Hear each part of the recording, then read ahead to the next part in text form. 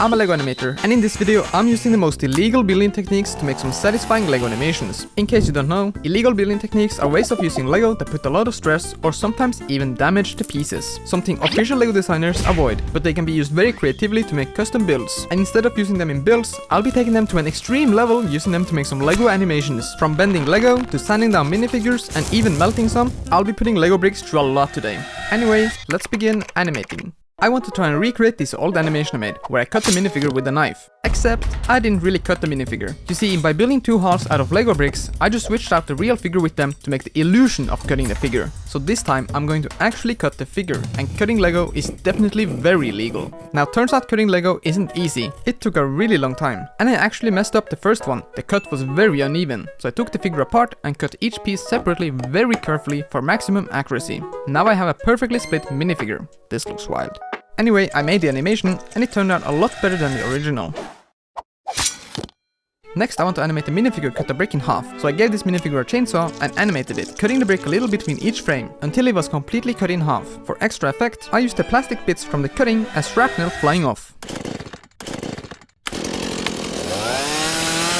That's pretty realistic. Sometimes LEGO pieces just break, and I have a lot of these older brown bricks, which are notorious for cracking. And seeing these broken parts might make you sad, but I see potential. These pieces are perfect for animating one of those karate-style board breaks. So I built a tiny LEGO table and animated this minifigure slamming through it by swapping the brand new bricks with already broken ones. When played back, it looks like the figure breaks the table. I have animated LEGO fake melting before, but to make it illegal, it needs to be real melting. So for this next animation, I gave this minifigure a LEGO flamethrower, but I needed a way to melt the minifigure. So I went outside to the snow where it's safe and set the minifigure on fire. I burned it for a couple seconds before I stuck it in the snow to put it out. And I burned several minifigures at different stages. One is barely melted, the next one a bit more, and the last one is basically just a blob of melted plastic. The smell was really bad, so don't do this at home. Also, I'm a professional and made sure to do it outside. With all these minifigures melted at different stages ready, I could finally animate. I swapped in a more melted figure between each frame, so it looks like the heat slowly melts it. This is probably the most illegal animation I have done. For the next animation, this minifigure is gonna shoot at this wall, but instead of adding bullet holes by editing them in, I'll do it the practical way. I'm gonna add some real ones. Wait, not real bullet holes, I mean real holes with this drill. Now, turns out drilling into LEGO wasn't as easy as I thought. I first tried this tiny drill, but that took forever and I couldn't get a good hole. So I got this bigger drill, which finally managed to break through. I used this transparent orange piece attached to the tip of the gun to simulate muzzle flashes. I then drilled the holes between each shot while animating, and the result ended up looking pretty awesome.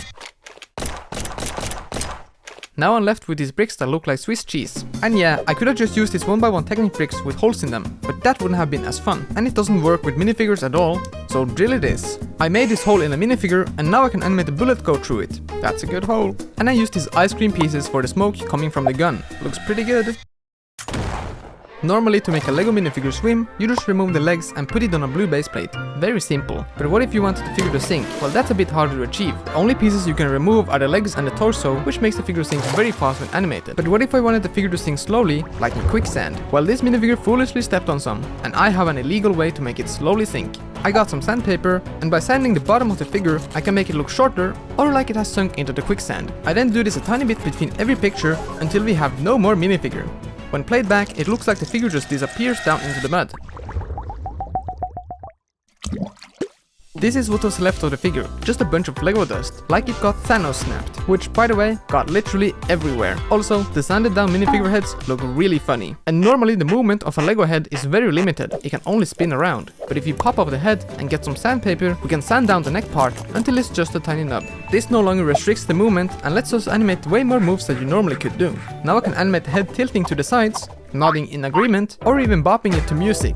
I also sanded down the attachment points on the legs, so now with both the torso and legs sanded, the figure is no longer restricted in how we can move, and we can animate the figure do funky moves like this, or this. Also, the minifigure is barely sticking together at this point, so I use sticky tack to hold it together. And you don't see LEGO packing sticky tack in their sets, so this technically also counts as illegal. Imagine if LEGO included that in their sets. That would be absurd. Anyway, I use sticky tack all the time in my animations. A lot of them would be impossible without it. Like balancing minifigures walking, I always put some under the feet. This way the figure doesn't topple over. And whenever I animate stuff flying, I have to stick it to something to hold it up, and sticky tack works great. popping off the arms of minifigures can damage the torso piece. I have many with cracks in them, so that's also illegal. But with sticky tack, it's a great way to pose the arms in ways LEGO never intended. Then I can animate the arms to do funny moves, flap like a bird, or even wave.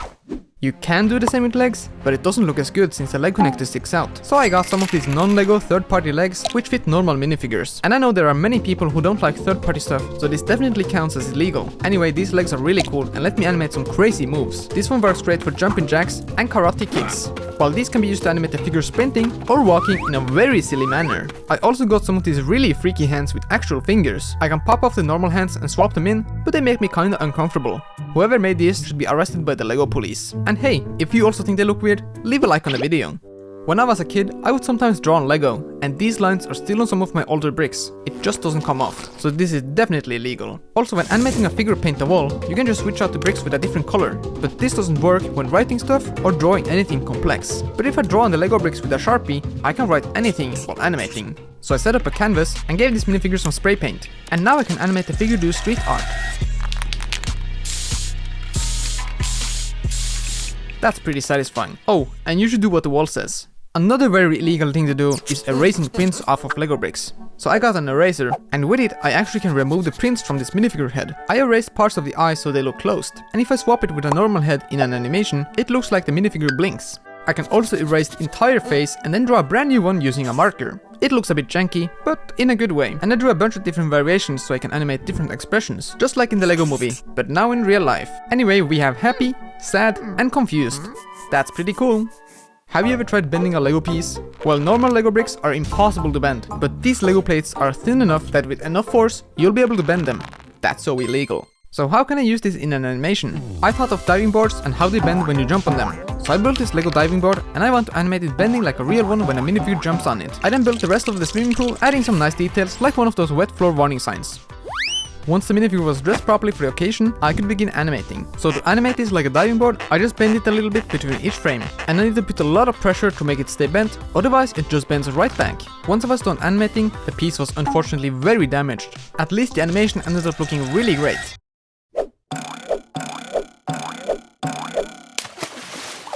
The way the board bends is super satisfying, and I got another idea that includes bending LEGO. This is a LEGO pool noodle, but it doesn't bubble like a real one, so I want to try to animate it to look like it's wobbling around by bending it. I thought I would have to use a lighter to melt it to make it softer, but it turns out I can very easily just bend it with my fingers. So I then animated it, and it actually turned out pretty good. This piece is also used for LEGO lightsabers, so I also animated one bending. Unfortunately, the LEGO City Police have caught on to my illegal animations and are searching for me, so I must end the video here. But if you liked any of these animations, then consider checking out some of my other videos. Anyway, thanks for watching.